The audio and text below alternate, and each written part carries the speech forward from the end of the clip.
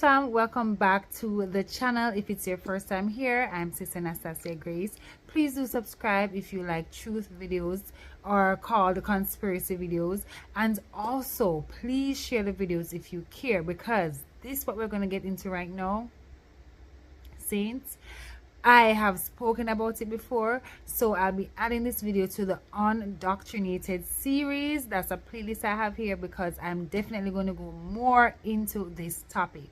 So the video I'm going to share with you all is talking about double speaking, how these wicked evil elites use the wizardry of language to confuse the masses, to make us feel like we are getting what we want when we actually are not.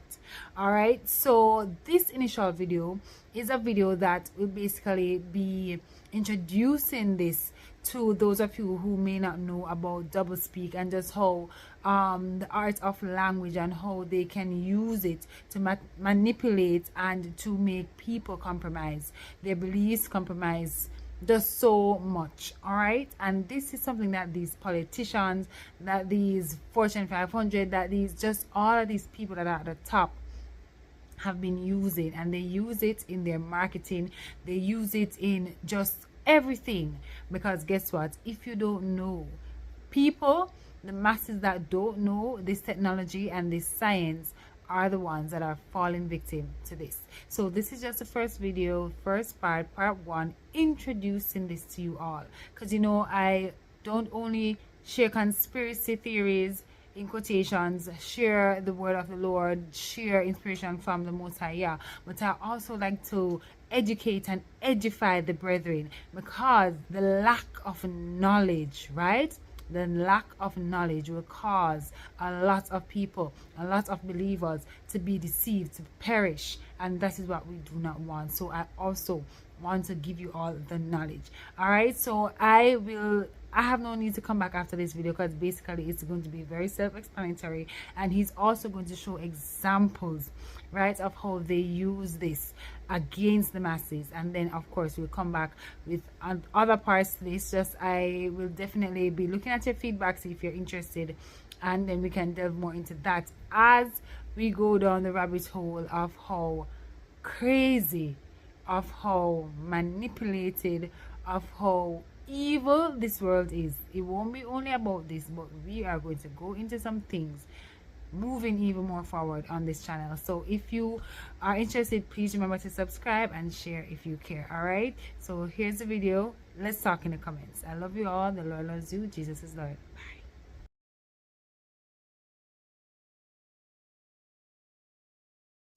Doublespeak is language designed to evade responsibility, make the unpleasant appear pleasant, the unattractive appear attractive.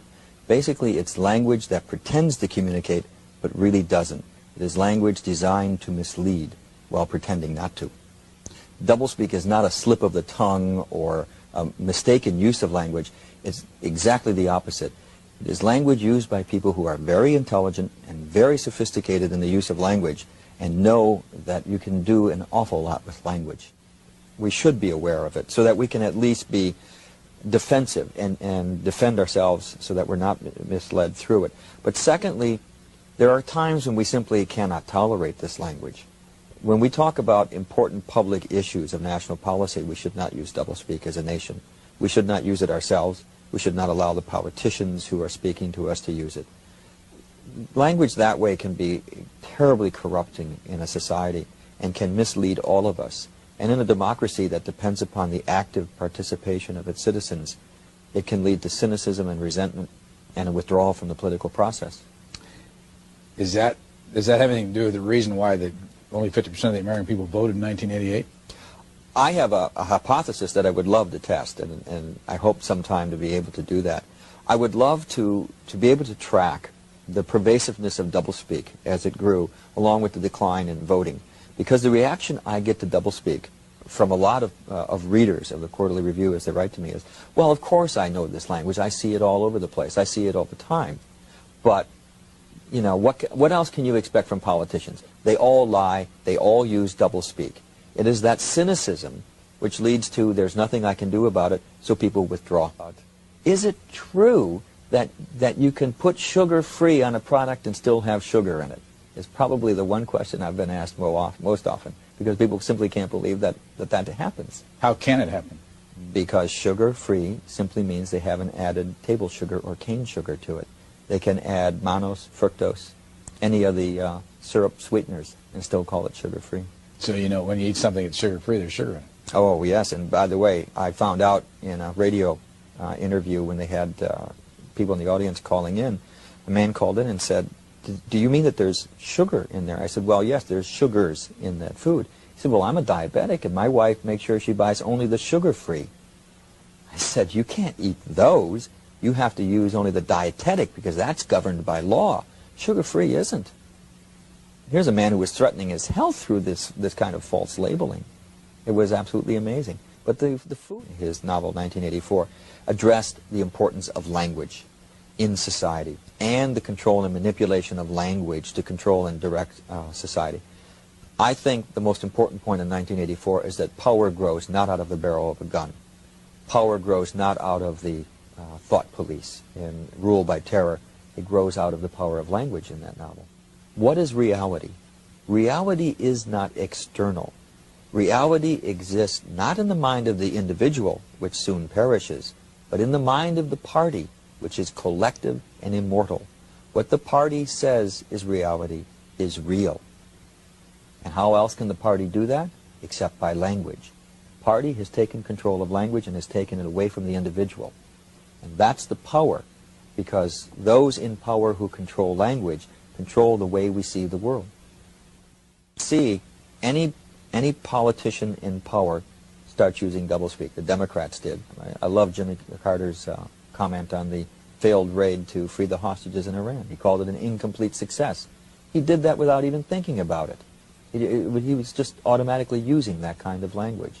But we at doublespeak, so there's always a mixture of language, because anyone who reaches any position of power must either instinctively or knowingly know how to use doublespeak and know how to use it at a certain time and when to turn it on and off and to what degree.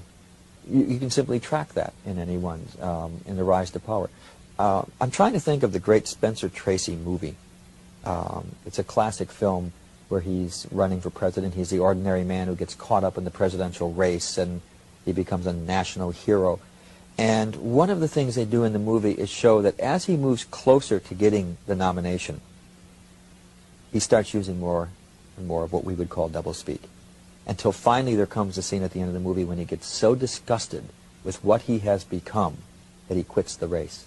And will, even though he has by this point become a shoo-in for the nomination, if not the election, he just quits it. But the movie has traced the compromises that he makes through language in order to achieve it. And I think that the American public believes that in order to get that far, you have to sell off so much that there's not much left at the other end, and that is reflected in the language that you use. Done on purpose and with calculation, and you said yes. Yes. In fact, I cite a couple incidents in the book where I can document it was done. One is revenue enhancement. They had a meeting in the Office of Management and Budget. They said, we need a phrase to replace tax increase. They came up with revenue enhancement. When Lawrence Kudlow, the economist, was asked why they did that, he said, because there's no better way to sell economic policy than the euphemistic route. He was quite proud of the fact that they came up with that phrase. And Peacekeeper, as the name for the MX missile, again, Robert McFarland chaired the committee meeting in which he facetiously suggested that they couldn't name it Widowmaker, could they? So instead they came up with Peacemaker.